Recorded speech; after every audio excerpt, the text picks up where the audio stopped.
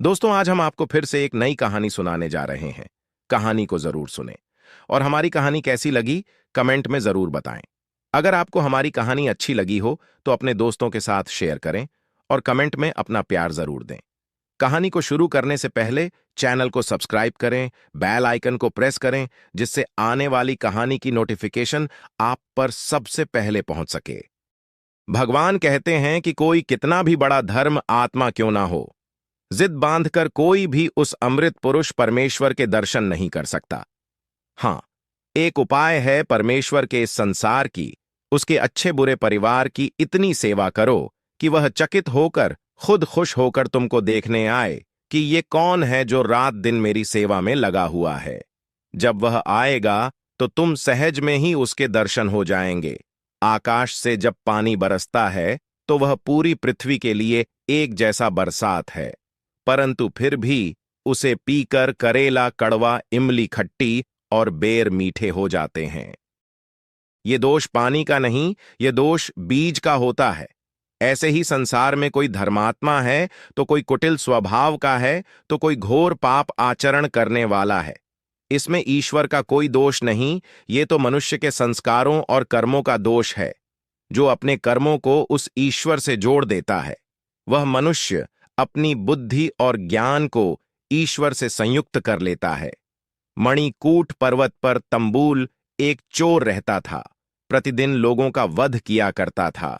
यह कर्म करते हुए उसे 55 साल हो गए। राजा की ओर से उसे आदेश दिया गया, नदी में स्नान करके वहां बैठकर उस पानी को पीना है, क्योंकि यह राजा आज्ञा थी कि वध करने वाले को न तो नए वस्त्र दिए जाएं, न उसे घी दिया जाए, न उसे दूध दिया जाए, न चावल दिया जाए। सेवा के बाद उसने घर आकर कहा, मेरे लिए दूध तथा चावल तैयार किया जाए। उसके सामने घी एवं दूध रखकर हाथ धोने के लिए जल लाया गया।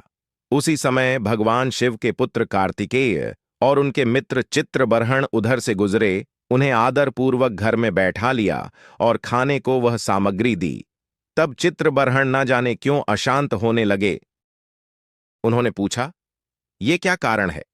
तब जल्लाद ने कहा, प्रभु, मैंने अपने जीवन में बहुत समय तक गलत कर्म किए हैं, हजारों मनुष्यों का वध किया है। मैं अपनी उन्हीं दुष्कर्मों को याद कर रहा हूं, इसी का प्रभाव आपके मन पर हुआ है। मेरी कर्म तरंगों का ये फल है।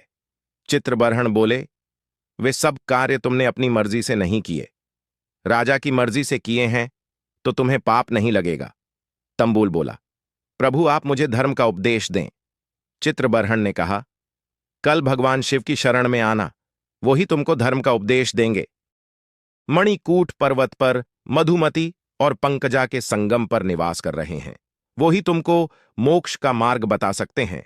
अगले दिन वह तंबूल भगवान शिव के चरणों में पहुंचकर बहुत प्रकार से उनकी वंदना करता हुआ, अपने पाप कर्म का बखान करता हुआ भीगी आंखों से वहां बैठ गया और कहने लगा, प्रभु, आप मुझ पापी को मेरे कल्याण के लिए मोक्ष और धर्म का उपदेश दें, जिससे मुझे नरक में न जाना पड़े। तब भगवान शिव ने उससे कहना प्रारंभ किया, सुनो तंबूल, इस विराट विश्व ब्रह्मांड के मध्यमणि वह पार ब्रह्म परमेश्वर है, उसी को परम पुरुष कहा जाता है।